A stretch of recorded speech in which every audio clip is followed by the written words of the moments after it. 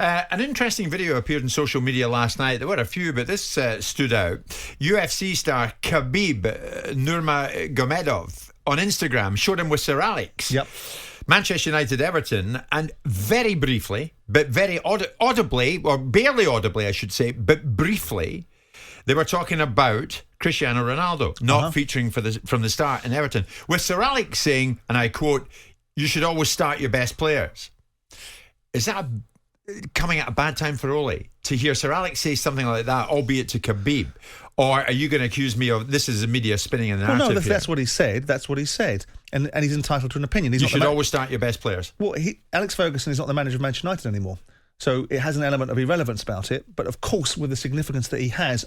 anything he says is not of course, irrelevant in conjunction with Manchester United. But in terms of Ole Gunnar Solskjaer's decision-making process, if Ole Gunnar Solskjaer is solely relying on other people's ideas to make his decisions, then the only idea he'll have is someone else's and not one of his own.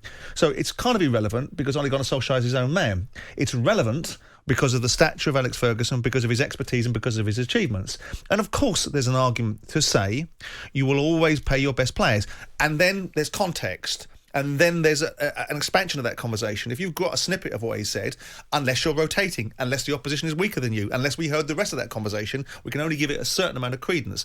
I don't argue with the principle of always playing your best players, but the argument cannot be that unless Cristiano Ronaldo plays every second of every minute of every single game, United, if they don't get an outcome in that game, will turn to the situation saying, we should have played Ronaldo. He can't play. He didn't play for Juventus every game last year. He cannot play 60 games. Most players can't.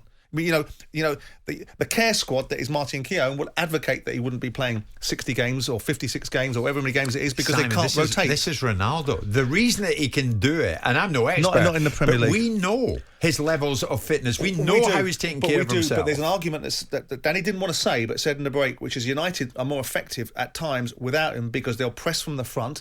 Edison Cavani will work harder. They'll make teams have to break them down from the front because there are better teams than Manchester United that are able to play through Man United, which means you need to defend higher up the pitch. Souness said it when we were in Ibrox. Yeah.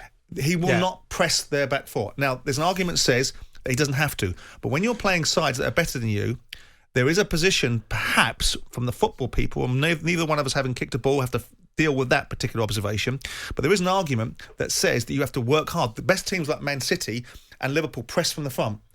You're not going to do that with Ronaldo. You're going to get an unadulterated amount of goals, but if you're playing against an opposition that stops the supply, you're going to get, to some extent, what's happened in other games where Ronaldo's been out of the game and gets one kick. And if that one kick wins you the game, that's great, but that's a big ask all year. But we're heading to the break, but you cannot deny the significance, and there is a level of significance. And Ronaldo shouldn't walk off the saying pitch under his breath, you should always start your best players. That's fine. In the circumstances that the best player isn't 36 years of age, isn't but behaves like a 26-year-old. But the game is slightly... well, that's fine if we believe that to be the case. If he behaves like a 26-year-old, he certainly doesn't play like the 26-year-old that was Ronaldo once upon a time. He doesn't play like the winger that he once was. He plays more like a centre-forward. Now, I'm not arguing... There's an argument he's as good, if not better. I'm not arguing that he's as potent as he's ever been in the 18-yard box, but he was also an effector of the game. He was a fetcher and a carrier. Now he's just a carrier. Nothing wrong with that. What the big problem with Ronaldo is how he come off that pitch. Yeah. That's the big talking point. That's the issue that gives everybody a concern about what's happening with Solskjaer and Ronaldo. And just to recap, you think potentially Ronaldo could be the downfall of Solskjaer? Not because he wants to be, but because the consistent narrative will be for the media to be able to take out its hammer and hammer him every single time. And if Ronaldo's going to come off pitches and do that sort of thing to his manager, how's the manager going to become second fiddle to the player? I don't think he should be. I think you should make allowances for genius. I think you should make dispensation for the top players, but you've still got to maintain order. Otherwise, the rest of the dressing room, who, by the way, are no slouches in pay or perception of themselves, are going to start pushing the envelope.